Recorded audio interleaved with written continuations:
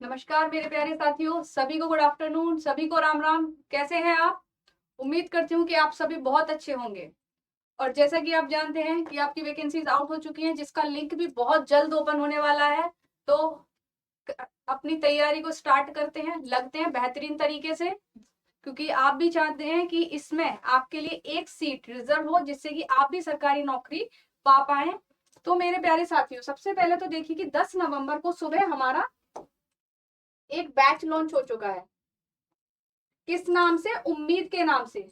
देखिए स्टूडेंट्स की जो क्वेरीज थी कि सर बैच लेकर आइए, तैयारी कैसे करें, कहाँ से पढ़ें, क्या पढ़ना है, कोई आइडिया नहीं था बच्चों को। तो उन बच्चों की सभी समस्याओं को ध्यान में रखते हुए हमने एक बैच लॉन्च किया है आपका उम्मीद के नाम से। इस उम्मीद का इवेंट जिन बच्चों ने देखा होगा उनको पता होगा कि आपको कितना कुछ लेकर आए हैं हम इस अपने बैच में। तो मेरे प्यारे साथियों, जैसा कि आप जानते हैं कि मैं आपके साथ जो कनेक्ट करने वाली हूँ, मैं शिवानी शुक्ला, आपकी home science and music mentor. आपके साथ मैं कनेक्ट करूंगी म्यूजिक और होम साइंस अपने दोनों सब्जेक्ट के लिए। होम साइंस एंड म्यूजिक दोनों सब्जेक्ट के लिए। अब हम अगर बात करें कि हमारे इन सब्जेक्ट में कितनी कितनी वैकेंसीज आई हैं, तो अगर हम हरियाणा टीजीटी की बात करते हैं, हरियाणा टीजीटी में मैं आपको बता चुकी हूँ, जो होम साइंस में वैकेंसीज आई है वो 79 आई है। और आपकी म्यूजिक की 12 वैकेंसी आई है। बहुत है भाई। कितनी चाहिए आपको? एक चाहिए सिर्फ। आपको एक पे सिलेक्शन लेना है, आपको जो फाइट करनी है अपनी इस सीट के लिए करनी है। अब बाकी की 11 पे क्या कर रहे हैं, जिसको लेनी है लेने दो। आपको अपने लिए सिर्फ एक सीट रिजर्व करनी है। तो जो मेहनत करनी होगी इस वैकेंसी पे सिलेक्शन लेने के लिए, वो भी भाई एकदम जी जान लगा के करनी होगी। अगर आप भी चाहते हैं गवर्नमेंट टीचर बनना, वो भी गवर्नमेंट टीचर कौन से? Trained graduate teacher. जी हाँ, ये अपने आप में बहुत बड़ी पोस्ट होती है। आप जिन बच्चों को पढ़ाएंगे उन बच्चों के लिए आप एक इंस्पिरेशन होंगे कि भाई आप बता पाएंगे कि मैं यहाँ तक कैसे पहुंची हूँ, एक पेपर क्लियर करके, वो भी किसका? टीजीटी का।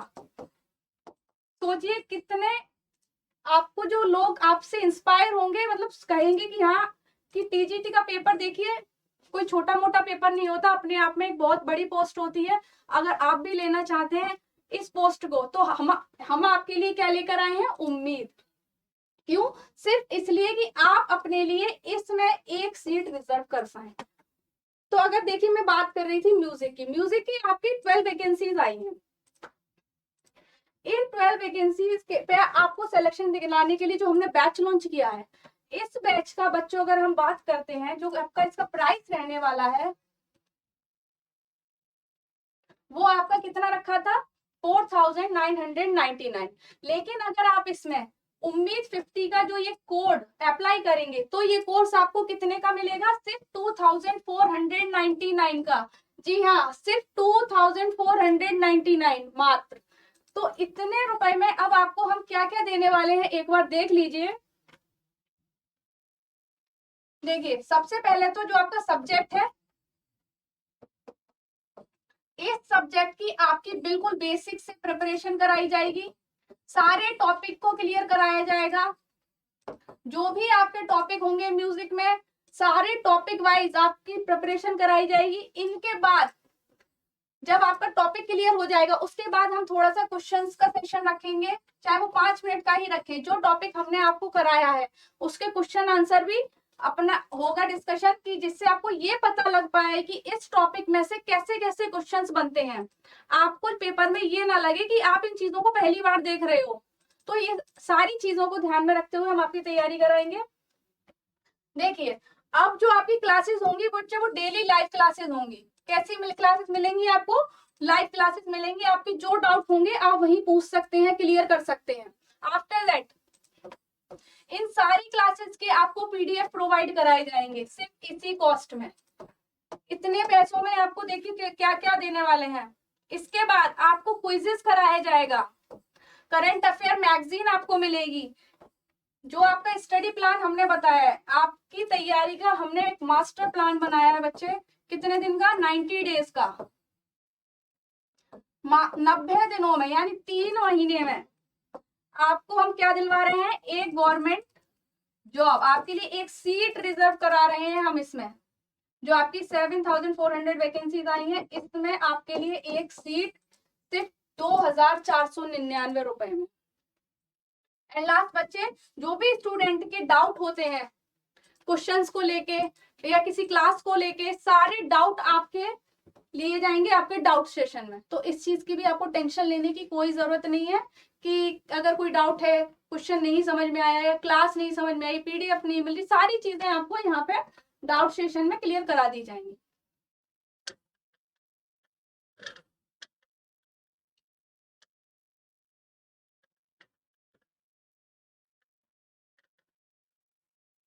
देखिए दोस्तों,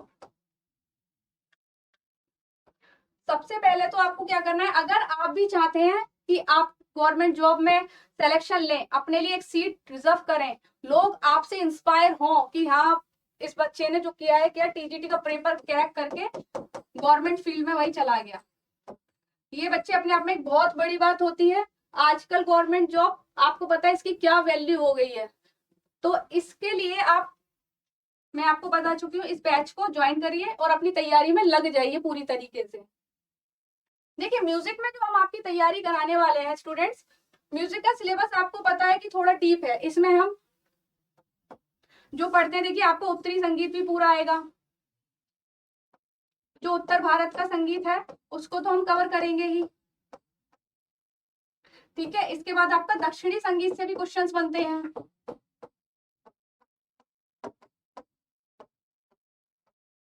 इन दोनों में कंपैरिजन पूछा जाता है, इन दोनों की जो आपकी स्वरलिपि में कंपैरिजन पूछा जाता है, जो भी। इसके बाद आपकी इनकी तालों में कंपैरिजन कराया जाता है, क्या डिफरेंस है दोनों में। अगर अभी जैसे पूछ लेते हैं, जो आपकी उत्तर भारत की स्वरलिपि पद्धति है उसमें खाली के चिन्ह को कैसे दर्शाते हैं, जो उत्तर भारत में खाली के चिन्ह को आप जानते हैं कि इससे शून्य से दर्शाते हैं, और वहीं आपसे पूछ लिया जाता है कि दक्षिण भारत में जो संगीत पद्धति है उसमें कैसे दर्शाते हैं, तो उसमें आपको पता है कि आपका खाली का चिन्ह ऐसे दर्शाया जाता है प्लस से। तो ये सारा कंपैरिजन आपको दोनों संगीत अच्छे से कवर करने हैं, क्योंकि क्वेश्चन यहाँ से बहुत अच्छे से बनते हैं। इसके बाद हम आपका पढ़ते हैं पारिभाषिक शब्द, जो आपकी डेफिनेशंस होती हैं।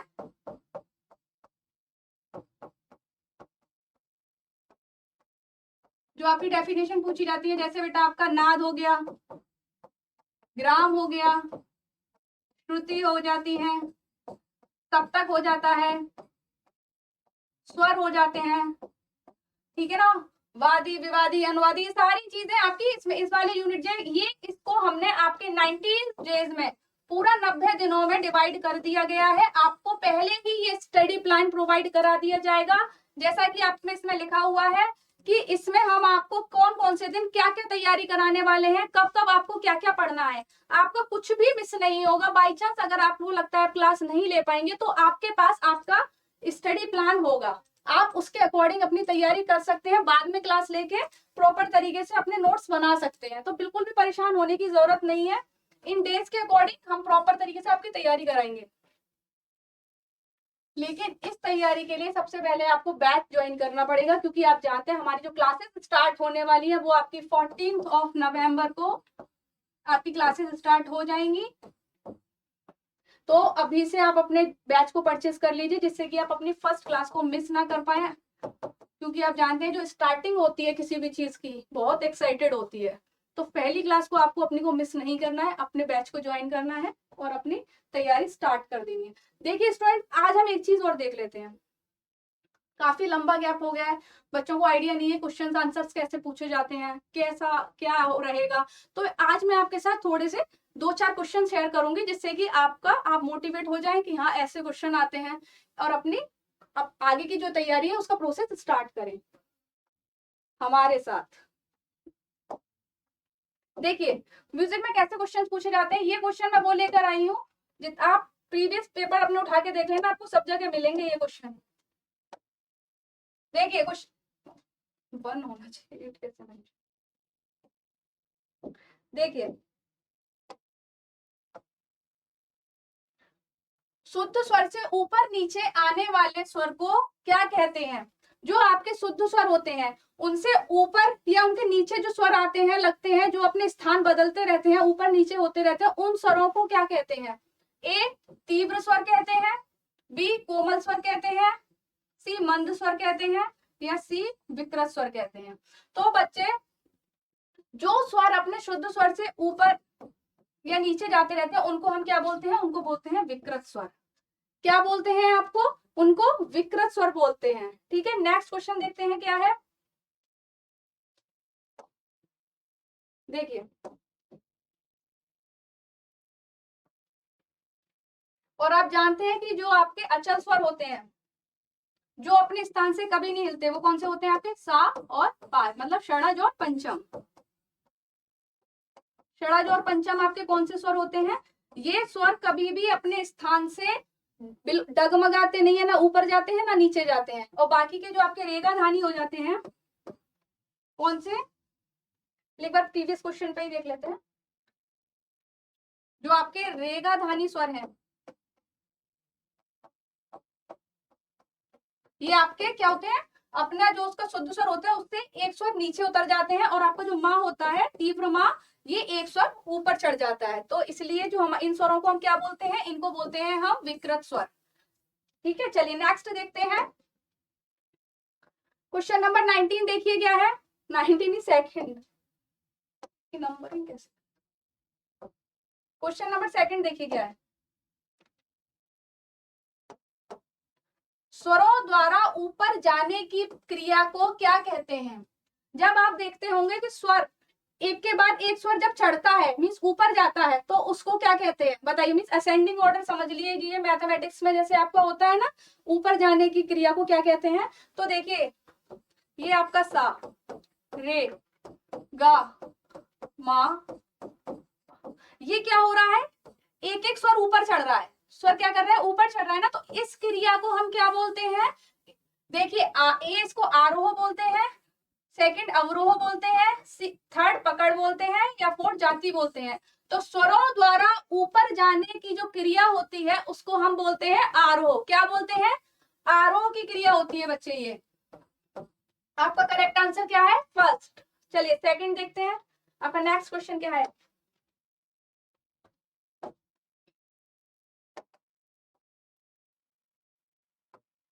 बच्चे ऐसे ही क्वेश्चन आपसे पूछे जाते हैं, लेकिन इसका मतलब ये नहीं कि सारे क्वेश्चन ऐसे ही मिलेंगे। ठीक है ना, ये आपके स्वर वाले टॉपिक के कुछ क्वेश्चंस हैं जो मैं आपको लेकर आई हूँ। वो भी इसलिए लेकर आई हूँ कि आप मोटिवेट हो जाए थोड़ा सा, कि आपको लगे कि हाँ आप इन क्वेश्चन को सॉल्व कर सकते हैं। लेकिन आप जानते हैं कि क्वेश्चंस का लेवल इजी टू टफ रहता है, सारे तरीके के क्वेश्चन पूछे जाते हैं। चलिए देखिए, क्वेश्चन नंबर थर्ड क्या है? राग में कम से कम कितने स्वर होने चाहिए? बताइए। जो आपका राग होता है, राग में कम से कम कितने स्वरों का प्रयोग होना चाहिए? बताइए। कम से कम भी बताइए और ज्यादा से ज्यादा भी बताइए।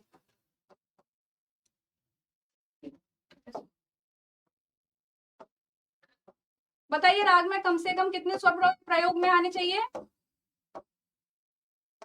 और ज्यादा से ज्यादा भी बताइए।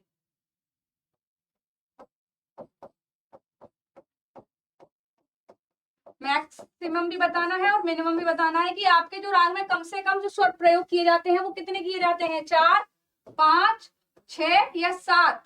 इनमें से कितने स्वर कम से कम प्रयोग होने ही चाहिए आपके किसी राग में? तो बच्चे, आपका जो राग होता है उसमें कम से कम आपके 5 स्वरों का प्रयोग होना चाहिए। कितने स्वरों का प्रयोग होना चाहिए? 5 स्वरों का प्रयोग होना चाहिए। 5 स्वरों वाले राग को कौन सी जाति का राग कहते हैं? जिन स्वरों में 5 स्वर प्रयोग होते हैं उन रागों को कहते हैं आपका औड़व जाति का राग।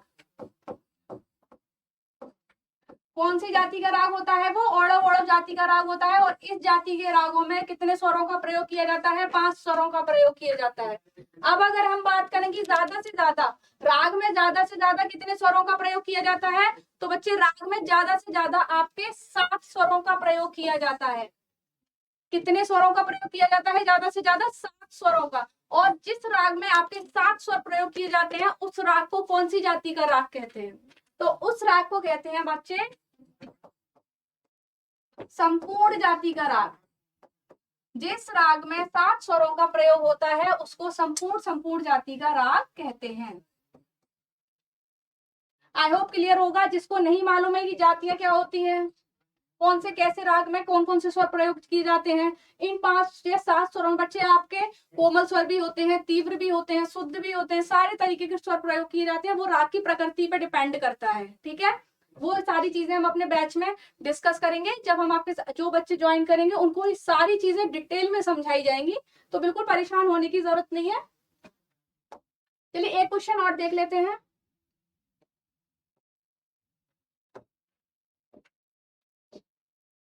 आइए,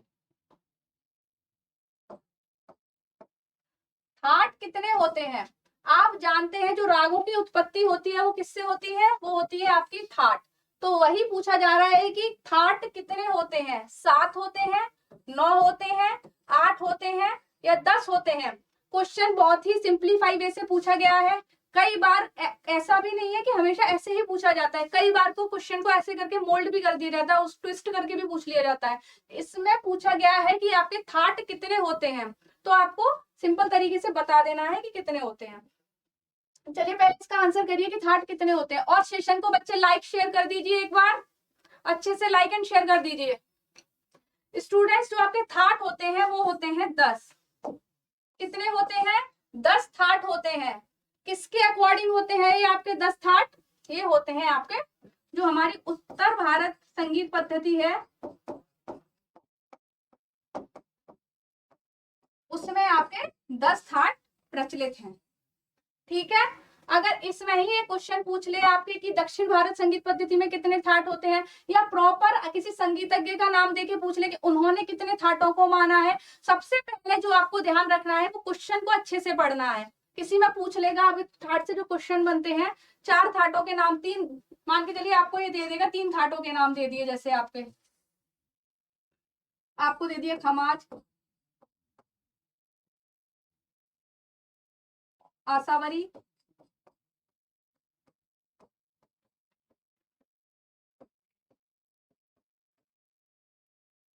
आपका कल्याण, और एक दे दिया जैसे आपको मान लीजिए जौनपुरी। अब आपसे क्वेश्चन पूछ लेगा कि इनमें से कौन सा थाट नहीं है। अब आप आंसर इसको कब निकाल पाएंगे, जब आपको पता होगा कि थाटों के कौन कौन से 10 थाटों के आपको अगर नाम पता होगा तो आप इनमें से अपना क्वेश्चन सॉल्व कर सकते हैं। तो इसमें से जो आपका थाट नहीं है वो नहीं है बच्चे जौनपुरी। जौनपुरी क्या है, एक राग है जो कि आसावरी थाट से उत्पन्न माना जाता है। चलिए, आई होप कि आपको क्वेश्चन का पैटर्न समझ में आ गया होगा, सारे क्वेश्चन समझ में आए होंगे, एक्सप्लेनेशन समझ में आई होगी। इन्हीं सारी चीजों को और डिटेल में जानने के लिए बच्चे आपको ज्वाइन करना है उम्मीद बैच। उम्मीद बैच में अगर आप उम्मीद 50 का कूपन अप्लाई करेंगे तो ये बैच आपको मात्र 2499 का पड़ने वाला है, जो आपको गवर्नमेंट जॉब में आपको एक सीट, जो आपकी टीजीटी की जो वैकेंसी आई है उसमें एक सीट रिजर्व कराने की जिम्मेदारी उठाने को तैयार है। अगर आप भी हमारा साथ दें तो बच्चे जुड़ जाइए हमारे साथ इस रिवॉल्यूशन में और अपनी तैयारी को करते हैं शुरू, और लेते हैं इसमें एक सीट। बिल्कुल भी देरी ना करते हुए 14 नवंबर को आपकी क्लासेस स्टार्ट हो जाएंगी। अभी से बैच को परचेज करिए और अपनी जो भी रजिस्टर, नोटबुक, पेन वगैरह निकाल के तैयार हो जाते हैं, शुरू करते हैं। चलिए, तो अपने इसी वीडियो के साथ विदा लेते हैं, अगली वीडियो में मिलते हैं आपको कुछ नए क्वेश्चंस के साथ। चलिए, टेक केयर, बाय बाय।